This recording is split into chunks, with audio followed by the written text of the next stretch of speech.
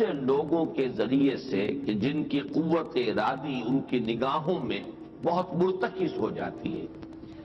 یہ عملیات میں ایک خاص معاملہ یہ بھی ہوا کرتا تھا، اور اب بھی شاید کچھ لوگ یہ پریکٹس کرتے ہیں کہ اگر باقاعدہ ریاضت کر کے اپنی نگاہوں میں ایک خاص قسم کی تاثیر پیدا کر لی جائے، بلکہ مولانا امین حسن اصلاحی صاحب نے اس کا تذکرہ کیا تھا ایک مرتبہ، جب زمانہ طالب علمی میں نے 2 تربیت گاہیں منعقد کی تھی، اور اس میں درس قرآن مولانا اصلاحی صاحب نے دیا تھا کہ آج کل بھی بعض لوگ یہ کرتے ہیں کہ رات کے پچھلے پہر اٹھ کر نہا دھو کر سفید براق کپڑے پہن کر پھر بیٹھتے ہیں اور کسی بالکل سفید کاغذ پر ایک چھوٹا سا نقطہ لگاتے ہیں اور پھر نگاہوں کو اس پر جمانے اور مرتکز کرنے کی مشق کرتے ہیں۔ کتنی دیر تک پلک جھپکے بغیر آپ اس نقطے کو دیکھ سکتے ہیں۔ اگر یہ مشق کی جائے، یہ ایکسرسائز کی جائے، یہ ریاضت کی جائے، تو آنکھوں میں ایک ایسی چمک پیدا ہو جاتی ہے کہ اگر گھور کر کسی کو دیکھا جائے تو اس کی قوت ارادی کو آپ مستمل کر سکتے ہیں۔ وہ ایک دم دبا ہوا محسوس کرے گا اور آپ کا غلبہ اس کے اوپر ہو جائے گا نفسیاتی اعتبار سے۔ اسی طریقے کا کوئی عمل تھا جو نبی اکرم صلی اللہ علیہ وسلم پر بھی آزمایا گیا تھا۔ لَيَزْلَقُونَكَ یہ آیا ہے سورہ نون کے آخر میں، بِأَبْصَارِهِمْ لَمَّا سَمِعُوا الذِّكْرَ، یہ لوگ چاہتے ہیں کہ اپنی نگاہوں کے ذریعے سے آپ کو پھسلا دیں، آپ کے قدم ڈگمگا دیں، آپ کی قوت ارادی کو کچل دیں۔ لما سمعوا الذکر ویقولون انہ لمجنون، جس وقت کے سورہ نون کے آغاز میں بھی آیا ہے تذکرہ کہ حضور کو کہا گیا کہ آپ کو جنون کا کوئی عارضہ ہو گیا ہے یا آپ پر کوئی آسیب آ گیا ہے، اور آخری آیت بھی جو ہے وہ آخری حصے میں پھر اسی کا یاد آیا، وَإِنَّهُمْ لَيُزْلِقُونَكَ بِأَبْصَارِهِمْ لَمَّا سَمِعُوا الذِّكْرَ وَيَقُولُونَ إِنَّهُ لَمَجْنُونٌ وَمِنْ شَرِّ حَاسِدٍ إِذَا حَسَدَ، اور حسد کرنے والے کے حسد سے جبکہ وہ حسد کرے۔ اب حسد کے ساتھ ہی نوٹ کر لیجئے، اگرچہ یہاں تو مذکور نہیں ہے، یہ نظر کا لگ جانا، عین العین حق، بعض روایات میں آیا حضور نے فرمایا اس کے اندر اثر ہے۔ انسان کسی حاسدانہ نگاہ کے ساتھ کسی پر نگاہ ڈالتا ہے، اس میں زہر ہے، یہ نگاہیں مسموم ہیں، اس میں زہر ہے موجود، سمی اثرات ہیں، اور اس کے اثرات میں تو پڑتے ہیں۔ اور یہ جیسا کہ میں عرض کر رہا تھا کہ جدید دور میں جادو کے لیے بھی مثلاً حضور کے بالوں کی ضرورت پڑی، اور یہ جینیٹکس کے حوالے سے اور جینز کے حوالے سے بات آج سمجھ میں آ جائے گی، اس لیے کہ جن ارواح خبیثہ کے ذریعے سے آپ کو کام لینا ہے، وہ جادو تو وہاں پڑا ہوا ہے اس کنویں کے اندر، وہ جو بھی تاثرات ہیں انہیں تلاش کرنا ہے، ان اثرات کو اس شخص معین کو، جس شخص معین پر جادو کرنا مقصود ہے، اور اس کے وجود کا کوئی جز جس کے کہ وہی جینز ہوں گے کہ جو ان کے اپنے وجود کے ہیں، ان کے حوالے سے گویا کہ یہ ایک راستہ ہے، یہ اس کی آئیڈینٹیفیکیشن کا ایک ذریعہ ہے۔ اسی اعتبار سے یہ حسد یا یہ نگاہ کا لگ جانا، میں سمجھتا ہوں کہ آج کی فزکس اگر تھوڑی سی بھی آپ پڑھیں تو ریڈیشنز نگاہ پار ہو جاتی ہے انسان کے، ایسی بھی تو ریز ہے نا، ایکس ریز کیا ہے، آپ کے وجود میں سے گزر جاتی ہے، یہ ultra violet, infra red rays, یہ تمام کے تمام ایکس ریز، یہ کیا ہے، وجود کو چیر کر گزرتی ہے، تبھی تو اس فلم کے اوپر اثر پڑتا ہے جو فلم کے پیچھے لگی ہوئی اور آپ سامنے کھڑے ہوئے ہیں، آپ کی ہڈیاں علیحدہ نظر آ رہی ہیں اور گوشت جو ہے وہ علیحدہ نظر آ رہا ہے، یہ تمام چیزیں آج سمجھ میں آتی ہیں۔ اور وہ فوٹونز جن کا میں نے ابھی عرض کیا 1 ملین 5 دفعہ کہیے، 30 صفریں لگائیے ایک پر، تو 1 ملی میٹر کا اتناواں حصہ جو ہے وہ ایک فوٹون ہے۔ یہ تو وجود کے اندر سرایت کر کے کہیں سے کہیں نکل جانے والی چیزیں۔ ان ریڈیشنز کے حوالے سے ایٹمک ایکسپلوژن جو ہے اس کی ریڈیشن ہے، جو آپ کو معلوم ہے کہ جو ذرا ذرا سے حادثے ہو رہے ہیں، چرنوبل میں ہوا ہے، کہیں ہو گیا تھا بھوپال میں، اور اس کی پھر ریڈیشنز کے کیا کیا اثرات ہوئے، وہ شے نظر تو نہیں آتی، غیر مرئی چیزیں۔ آج کی دنیا میں جب آپ ای ایس پی کو مان رہے ہیں، ایکسٹرا سینسری پرسیپشن، نہ آپ کے کانوں کے ذریعے سے آپ کو پرسیپشن حاصل ہوئی ہے، نہ آنکھوں کے ذریعے سے، آپ کے سینس آرگنز انوالوڈ ہی نہیں ہے، but you are having perception, extra sensory perception. اسی طریقے سے ٹیلی پیتھی ہو رہی ہے، ایک بات آپ اپنے دل کے اندر، اپنے ذہن کے اندر جماتے ہیں، مرتکز کرتے ہیں،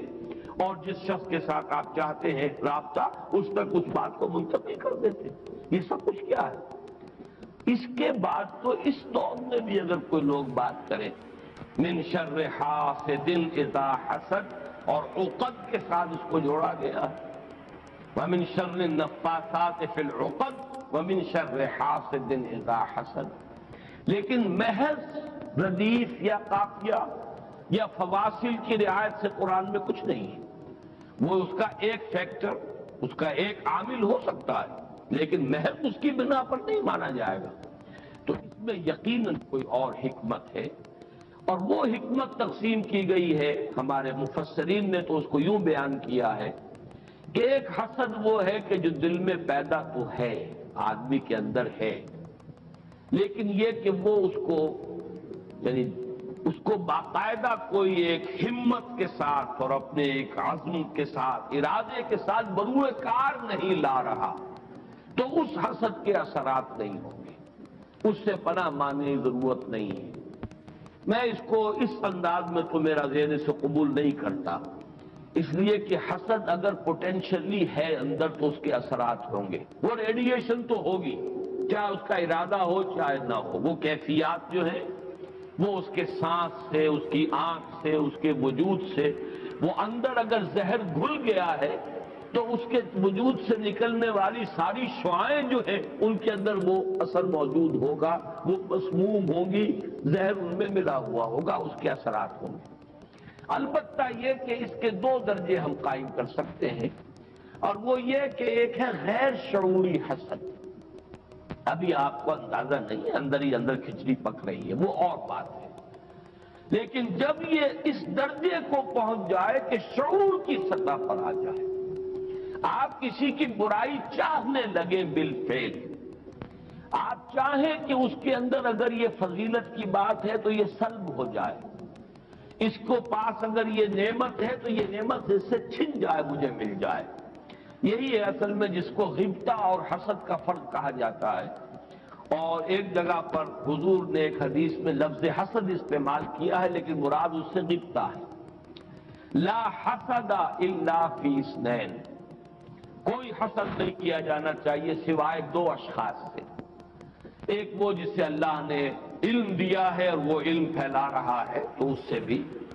اگر حسد پیدا ہو جائے تو کوئی بری بات نہیں، کوئی اچھی بات ہی ہے، اور ایک یہ کہ کسی کو اگر دولت دی ہے اور وہ دولت پھیلا رہا ہے اور عام کر رہا ہے، لوگوں کو اس کے خلق کے لیے خرچ کر رہا ہے تو اس سے بھی حسد۔ لیکن یہاں حسد غبطہ کے معنی میں، غبطہ یہ ہے کہ کسی میں کوئی خیر آپ کو نظر آئے تو آپ اللہ سے دعا کریں پروردگار مجھے بھی یہ خیر عطا کر دیں، یہ غبطہ ہے۔ اور حسد یہ ہے کہ اس سے یہ شے چھن جائے، یہ ہے در حقیقت کہ جو بری شے ہے کہ کسی نعمت کا کسی دوسرے شخص سے سلب ہو جانا، اس کی خواہش جب پیدا ہو جائے اور جب یہ شعوری سطح پر آ جائے، یعنی ایک ہے اس کا ایک وہ جو جس سے کہ ابھی اتنی اس کی انٹینسٹی نہیں ہے کہ اس سے وہ ریڈیشن ہو، اس کی انٹینسٹی اس وقت ہوگی جبکہ وہ شعور کی سطح پر آ گئی اور انسان جو ہے جل رہا ہے حسد کی آگ میں اور چاہتا ہے کہ یہ نعمت اس سے سلب ہو جائے، یہ فضیلت جو ہے اس سے چھن جائے، تو یہ شے وہ ہے یقیناً کہ اس کے اثرات، اس کو میں اس وقت جدید فزکس کی اصطلاح میں ریڈیشن کے ذریعے سے اس میں لفظ واضح کر رہا ہوں، اس کے اثرات ممتد ہوتے ہیں، اور اس کے شر سے بھی پناہ مانگنے کی یہاں ہمیں تلقین کی گئی۔ تلقین محمد الرسول اللہ صلی اللہ علیہ وسلم کو ہوئی، اور آپ کی وساطت سے ہم سب کو ہو رہی ہے۔ قل اعوذ برب الفلق من شر ما خلق ومن شر غاسق اذا وقب ومن شر النفاثات في العقد ومن شر حاسد اذا حسد۔ میں جب بھی یہ سورت پڑھتا ہوں تو اگرچہ یہ کہیں مجھے کوئی معصور تو یہ شے نہیں ملی ہے، لیکن اس کے فوراً بعد بالکل کسی تصنع کے بغیر میرے یہ الفاظ بھی زبان پر آ جاتے ہیں۔ اللہم انی اعوذ بک یا رب الفلق من شر ما خلقت ومن شر غاسق اذا وقب ومن شر النفاثات فی العقد ومن شر حاسد اذا حسد۔ اسی طرح قل اعوذ برب الناس ملک الناس، تو وہاں بھی اللہم انی اعوذ بک یا ربی و رب الناس و یا الہی و الہ الناس و یا ملکی و ملک الناس۔ تو اس طریقے سے گویا کہ اس لفظ قل، کیونکہ یہ فعل امر ہے، حکم ہے، تو اس پر ہم اگر فوری طور پر اس کی تعمیل کیا کریں تو یہ اگرچہ معصور نہیں ہے، میں صرف اپنے ذوق کی بات کہہ رہا ہوں، اور بہرحال اس میں کوئی شے ممنوع نہیں ہے، دعا تو ہم مانگ سکتے ہیں، تو دعا ہی کی شکل ہے۔ تو جو الفاظ ہمیں اللہ نے تلقین کیے ہوں انہی کے حوالے سے ہم وہ دعا مانگے، تعوذ کریں۔ قل اعوذ بک، قل کو چھوڑ دیجئے، اعوذ بک، اللہم انی اعوذ بک یا رب الفلق من شر ما خلقت۔ اب یہ خلقہ کی بجائے مخاطب کیونکہ ہم کر رہے ہیں اللہ کو، من شر ما خلقت، آگے جو کہ تو الفاظ رہیں گے ان میں کوئی تبدیلی کی ضرورت نہیں ہے۔ مولانا محمد قاسم نانوتوی دیوبند کے مؤسسین میں سے، مولانا رشید احمد گنگوہی اور مولانا محمد قاسم نانوتوی رحمہم اللہ، یہ دو ہیں اصل میں یہ دارالعلوم دیوبند کے مؤسس، اس کی ابتدا کرنے والے۔ ان کے شاگرد شیخ الہند، ان کے شاگرد علامہ شبیر احمد عثمانی، تو انہوں نے یہی الفاظ لکھے ہیں کہ استاد الاستاذ نے جو بات لکھی ہے وہ میں بیان کر رہا ہوں۔ ویسے یہ کہ مولانا عبدالعزیز شاہ عبدالعزیز رحمۃ اللہ علیہ نے بھی اس پر کوئی کتاب لکھی ہے، وہ بہرحال میری نظر سے نہیں گزری، وہ تمثیل اب میں بیان کر رہا ہوں، بڑی پیاری تمثیل ہے۔ انہوں نے تمثیل یہ دی ہے کہ اگر کوئی باغبان یا کوئی اور کھیتی کرنے والا جو ایک پودا لگاتا ہے، کوئی فصل ہے، اس کا کوئی ایک جو ہے بیج یا دانہ پھوٹا ہے، اب یہ جو پودا ہے باغبان یہ چاہتا ہے یہ پروان چڑھے، پھلے پھولے، اسے کوئی گدن نہ پہنچے، کوئی نقصان نہ ہو، اس کی حفاظت کا بندوبست کرے گا تاکہ جس کام کے لیے یہ پودا لگایا وہ مقصد حاصل ہو۔ پودا تو مقصود نہیں ہے، مقصود تو اگر آم کا پودا ہے تو آم کا پھل اس سے حاصل کرنا مقصود ہے۔ تو چار قسم کی اس کے اوپر آفات آ سکتی ہیں۔ پہلی آفت مثلاً حیوانات، جو سبزی خور حیوان ہے وہ اسے کھا نہ جائے، لہذا کوئی جالا آپ اس کے گرد جالی لگاتے ہیں، کوئی باڑ لگاتے ہیں، اس سے بچاتے ہیں،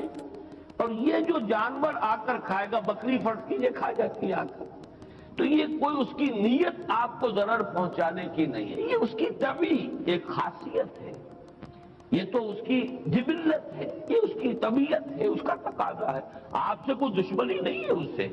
بلکہ یہ کہ در حقیقت اس کی اپنی طبیعت کا ایک تقاضا ہے۔ چنانچہ وہ شعر بھی انہوں نے کوٹ کیا ہے، ایسے اقرب ناز پے کینست اقتضائے طبیعتش اینست۔ بچھو جو ڈنک مارتا ہے تو یہ آپ سے کوئی دشمنی اسے نہیں ہے، یہ اس کی طبیعت کا، اس کی جو بھی جبلت ہے اس کا تقاضا ہے۔ سانپ کے بارے میں بھی آپ کو معلوم ہے کہ عام طور پر اگر اس کو آپ کوئی نقصان نہ پہنچائیں،